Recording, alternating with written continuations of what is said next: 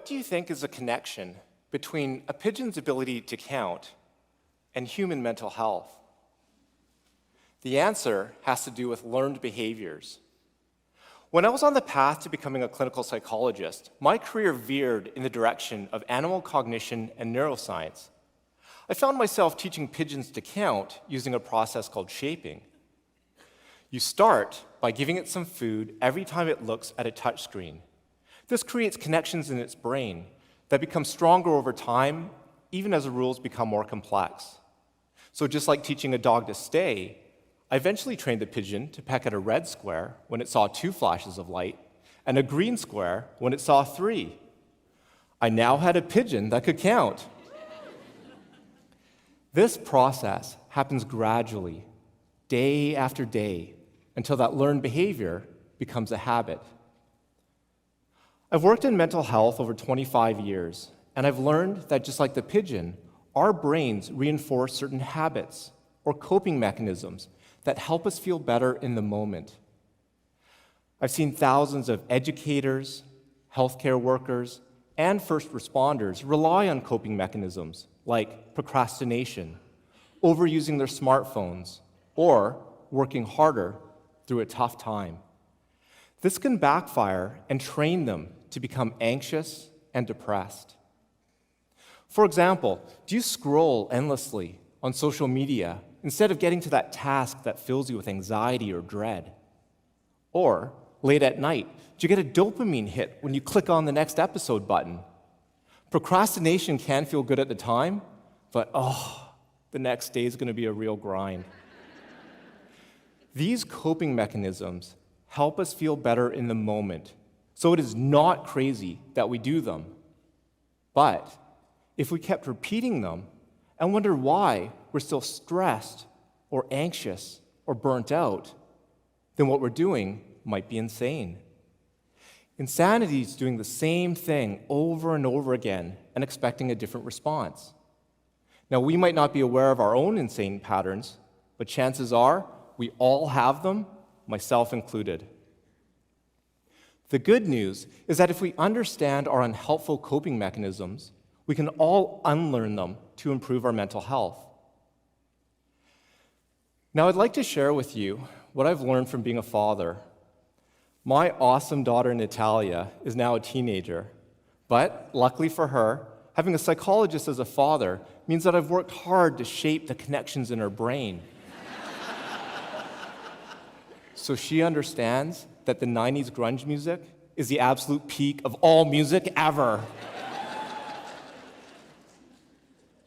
My goal is for Natalia to be self-confident because I've never had a patient with clinical anxiety or depression also have high self-confidence at the same time. Anxiety erodes confidence. We tend to overestimate the amount of danger that we're in and underestimate our ability to cope. With depression, we end up beating ourselves up to the point that we feel worthless and hopeless. But as people overcome depression and anxiety, their self-confidence grows. They begin to talk to themselves like a coach instead of a critic to see how threats can become opportunities. About 5 years ago, Natalia desperately wanted a smartphone, but I saw this as a threat to her self-confidence. While she would plead her case over dinner, I'd lean over to her and say, "Hey, do you generally feel pretty good about yourself?" And she'd say, "Yeah." "Are you anxious?" "No, not compared to some of the people I know." Well, all of the research shows that the more kids are on a smartphone, the more anxious and depressed they become. So do you want to be less confident and more anxious? Then I'd watch her face change from that youthful optimism to the cold reality that it just wasn't going to happen.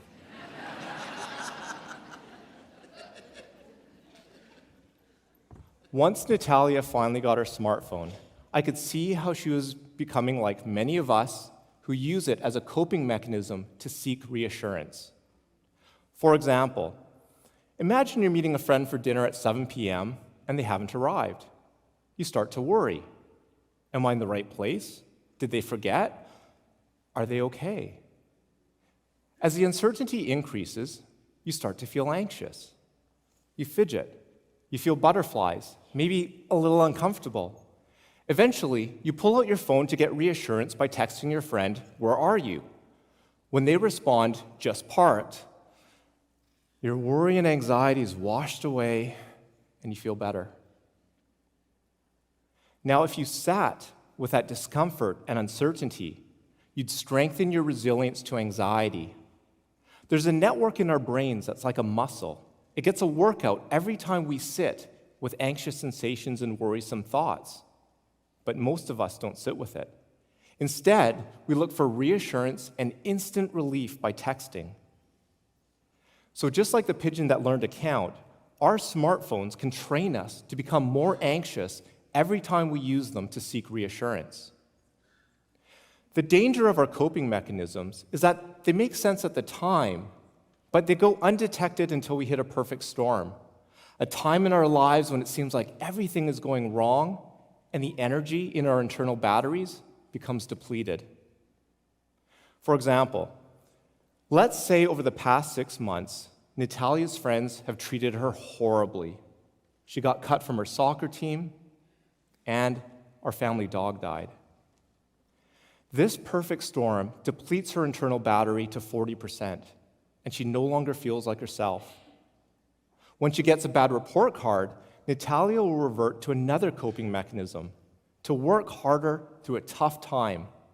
This has helped her succeed in the past, but with a depleted battery, she just can't get things back on track. This reinforces negative thoughts. What's wrong with me? Oh, nothing is working. I'm such a loser. Every time Natalia has these thoughts, the self-critical muscles in her brain become stronger, her self-confidence crashes, and her depression grows. If Natalia is like most of us, what can we do to break these patterns and improve our self-confidence? Well, if it was physical fitness, we'd all have to start moving more. The mental fitness equivalent is to talk more. The issue is that there's still a lot of stigma attached to mental health.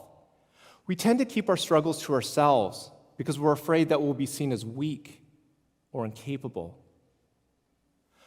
We need to change this narrative by talking more about the issues in our lives.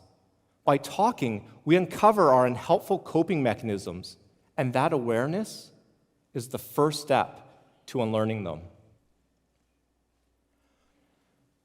Now, here's the sobering truth. Mental health is complicated and nuanced. You are all unique, and your behaviors have been shaped over a long time. So I can't tell you what's best for you in your situation without knowing more about you. Instead, I hope to inspire you to take the time right now to learn more about yourself. And you can start by asking yourself these 2 questions. First, what do you do when you feel stressed, anxious, or sad? And second, have these feelings gotten better or worse over time? If the answer is worse, then you're relying on an unhelpful coping mechanism. Just like the pigeon that learned to count, our brains have an amazing capacity to build new connections and unlearn unhelpful habits by trying something new. It could be learning new strategies, like sitting with your anxiety. Breathe to take the edge off. Or my favorite, balance your thoughts to become more self-confident. It all starts with us talking more about our own patterns of insanity and admitting that we all have them, even us 90s grunge psychologists. Thank you.